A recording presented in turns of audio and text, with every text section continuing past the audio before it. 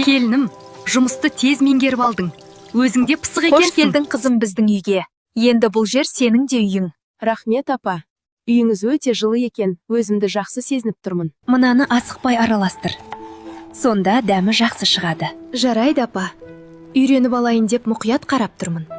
Ас өте тәбетті көрінеді. Үйдің іші де жылы атмосфера болып тұр. Сіздерге ұнаса екен деп барымды салып дайындадым. Тамағың шынымен дәмді болыпты. Қолыңа береке бар екен. Сіз үйреткен соң осылай шықты, апа. Үлкен рахмет. Келінім, жұмысты тез меңгеріп алдың. Өзіңде пысық екенсің. Сізбен бірге істесем, бәрі жеңіл көрінеді. Бүгін көп шаршадың. Енді барып тынығып ал. Жақсы, апа. Қамқорлығыңызға рахмет.